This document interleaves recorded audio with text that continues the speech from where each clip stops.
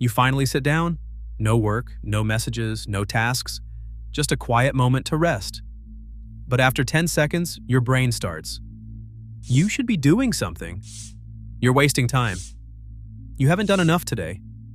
So you pick up your phone.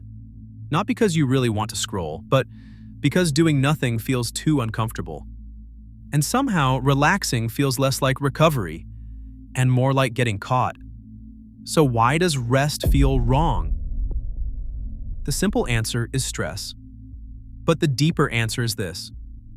Your brain may have learned that your value comes from being useful. This is often called productivity guilt. It is the uncomfortable feeling that shows up when you are not working, improving, fixing, planning, or being productive. Even if you are tired. Even if you have done enough. Even if your body is asking you to stop. And this usually does not come from nowhere.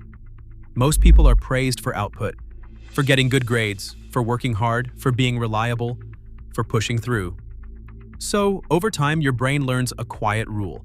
If I am doing something, I am okay. If I am resting, I am falling behind. That rule can become automatic. So, stillness starts to feel unsafe. Not physically unsafe, emotionally unsafe. Because when you're busy, you have proof. Proof that you're trying. Proof that you're useful. Proof that you're not wasting your life. But when you rest, there is no proof. No checklist, no visible progress, no result to point to. Just you. And if your self-worth is tied to output, that can feel strangely threatening. That's why some people don't actually relax when they relax. They watch a show while checking email. They lie on the couch while thinking about laundry. They take a break, but keep planning the next task in their head. Their body stops, but their identity is still working. And here's the part most people miss. Busyness can become emotional protection. If you keep moving, you don't have to notice how tired you are. You don't have to sit with anxiety. You don't have to face the fear that maybe you're not where you wanted to be. So your brain chooses motion over stillness because motion feels like control. But long-term, that control becomes a trap. If you only feel safe when you're productive, rest starts to feel like danger. Your nervous system reads quiet as 3 warnings. Something is wrong. We're losing momentum. We should fix something. So guilt shows up. And guilt is powerful because it usually means you did something wrong. But when you feel guilty for resting, your brain treats recovery like a mistake. It sounds as if slowing down is lazy, as if needing rest is weakness, as if being human is something to apologize for. But rest is not the opposite of progress. Rest is part of what makes progress possible. Your brain needs downtime to reset attention. Your body needs recovery to restore energy. Your emotions need space to settle. The problem is that rest works quietly. It doesn't look impressive. No one sees your nervous system calming down. No one claps when you don't burn out. So if you only count visible progress, rest will always look like nothing. But it isn't nothing. It's maintenance. There is another reason relaxation feels hard.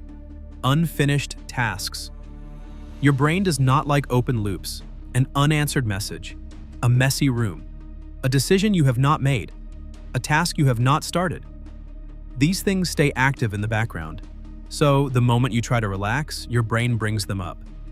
Not because it hates you, because it is trying to make sure you do not forget. That is why just relax often does not work. Your brain needs a signal that the unfinished things are not being ignored. So before you rest, try this. Write down what is still open, then write one next step for tomorrow. Not the whole plan, just the next step. That tells your brain, we're not forgetting this, we're closing it for now. And that phrase matters. For now. Because many people think they can only rest when everything is finished. But everything is almost never finished. There will always be another email, another task, another chore, another reason to wait. So if rest only comes after everything is done, rest will always be delayed. That's why the better question is not, did I earn rest? The better question is, what kind of rest would help me return better? Because rest is not a prize, it's not a reward for being perfect. It's something your system needs so it doesn't break. And when guilt shows up, don't immediately obey it. Question it. Ask, boom, what rule is this guilt coming from? Maybe the rule is, I'm only valuable when I'm useful. I can only relax when everything is done. If I slow down, I'll lose momentum. If I'm not productive, I'm failing. And once you see the rule, you can stop treating it like truth. Because sometimes guilt is not wisdom. Sometimes guilt is just an old rule your brain learned too well. So the next time you sit down and feel guilty, try saying, this is not proof that I'm wasting time. This is my brain learning that rest is safe.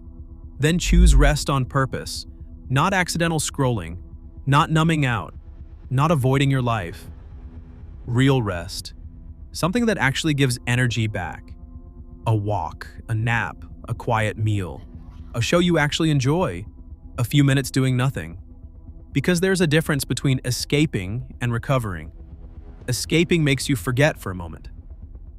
Recovery gives something back. And if you can learn to rest without guilt, you don't become less disciplined.